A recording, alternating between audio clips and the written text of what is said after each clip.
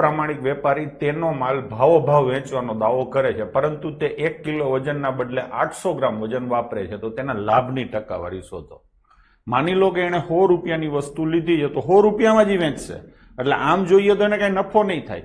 પણ એ શું કરે છે, તમને એમ કહે છે હું તમને કિલો એક વજન આપીશ, અને ચીટિંગ કરીને તમને આપે છે 800 ગ્રામ, એટલે ઓછું વજન આપ્યું એટલે એને ફાયદો થયો. ડન છે. તો પેપર સેટર એવું પૂછે છે કે કેટલા ટકા ફાયદો થયો. તમારે આ ક્વેશ્ચન હંમેશા રેશિયોની રીતે કરવાનો છે, ઉપર સેલિંગ પ્રાઇસ અને નીચે કોસ્ટ પ્રાઇસ. છોકરાઓ ડન છે. થોડુંક હરખું સમજી લઈએ. સેલિંગ પ્રાઇસના ટકા, આનો મતલબ શું થાય? સેલિંગ પ્રાઇસના ટકા શોધવા હોય તો આનો મતલબ શું થાય? સેલિંગ પ્રાઇસ છેદમાં કોસ્ટ પ્રાઇસ થાય. કોસ્ટ પ્રાઇસ 100 હોય તો બરાબર છે. તમને બધા જ ક્વેશ્ચનમાં ખબર છે કે કોસ્ટ પ્રાઇસ આપણે હંમેશા કેટલી ધારવાની થાય? 100%. ડન છે. હવે માની લો કે પ્રોફિટ હોય તો સેલિંગ પ્રાઇસના ટકા 100 થી વધારે હોય, લોસ હોય તો સેલિંગ પ્રાઇસના ટકા 100 થી ઓછા હોય. હા, હજી થોડીક સરસ રીતે વાત કરું તો કે જે પણ ટ્રાન્ઝેક્શનમાં તમને નફો થતો હોય એમાં સેલિંગ પ્રાઇસ મોટી હોય, જે ટ્રાન્ઝેક્શનમાં તમને નુકસાન જતું હોય એમાં સેલિંગ પ્રાઇસ નાની હોય. હા કે ના? તમે ટકા સમજીને આમાં ગણવા જાશો તો બરાબરના ધંધે લાગશો. હું પોતે ધંધે ચડું છું તો તમે ધંધે ચડશો. હું જે સિમ્પલ કન્સેપ્ટથી તમને ક્વેશ્ચન સોલ્વ કરાવું છું એને થોડો ખરખો ધ્યાનમાં રાખો. જ્યારે પણ બાળકો નફો થતો હશે ત્યારે સેલિંગ પ્રાઇસ વધુ હશે, જ્યારે પણ બાળકો ખોટ જતી હશે ત્યારે સેલિંગ પ્રાઇસ ઓછી હશે. કોના કરતા? કોસ્ટ પ્રાઇસ કરતા. પાકું?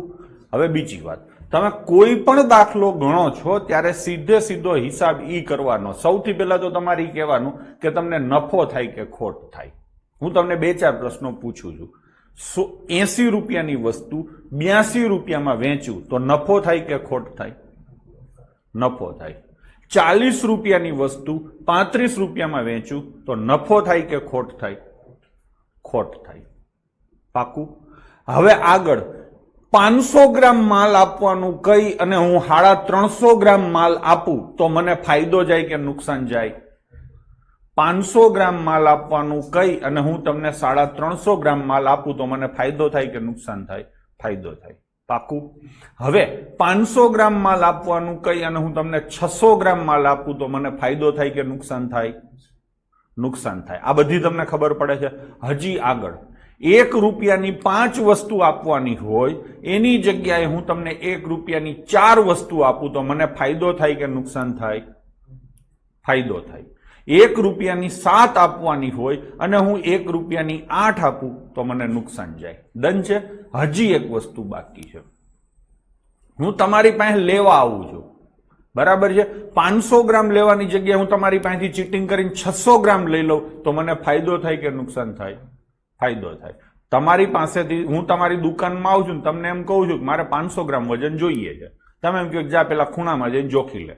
મને જોખવા દો છો, હું 500 ની જગ્યાએ 600 જોખું છું, પૈસા તમને 500 ના આપું છું અને લઉં છું તમારી પાસેથી 600, તો મને ફાયદો થાય કે નહીં? કોઈ પણ પ્રકારનું ચીટિંગ માણસ તો જ કરે જો પોતાને ફાયદો થતો હોય તો. આ બધા ટ્રાન્ઝેક્શન ખબર પડી ગઈ. હવે જ્યાં પણ ફાયદો થાય છે ત્યાં અંશ મોટો લખવાનો, છેદ નાનો લખવાનો. પાકું?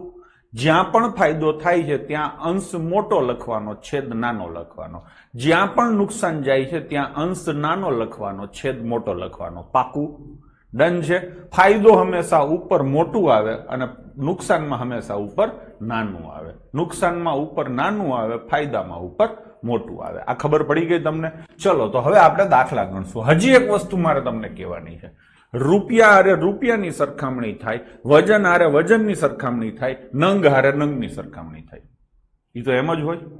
ચલો હવે કરીએ દાખલા. કોઈ પણ અઘરો દાખલો તમે હેલાઈથી કરી શકશો. ચલો, એક અપ્રામાણિક વેપારી માલ ભાવ વેચે છે, એટલે રૂપિયામાં તો કઈ લખવાનું આવશે જ નહીં. અહીંયા સૌથી પહેલા ચાલુ થશે સેલિંગ પ્રાઇસ અને કોસ્ટ પ્રાઇસ. હા કે નહીં? હવે શું કીધું છે? 1 કિલો વજનના બદલે 800 ગ્રામ માલ આપે છે. 1 કિલો એટલે 1000 ગ્રામ થાય. પાકું? 2 વજન મેં મૂકી દીધા, 1000 ગ્રામ અને 800 ગ્રામ. 1000 ગ્રામ તમને કહું છું અને આપીશું તમને 800 ગ્રામ. મને ફાયદો થશે કે નુકસાન થશે? આમાં ચોખ્ખું કીધું છે લાભ જ થશે. તો ઉપર આંકડો મોટો આવે. આ બેમાં મોટો આંકડો કોણ છે? તો 1000 ઉપર આવે અને નીચે કેટલા આવે? 800. થઈ ગયું કે નહીં? એલા હા. તો આ તમારી સેલિંગ થઈ, આ તમારી કોસ્ટ થઈ.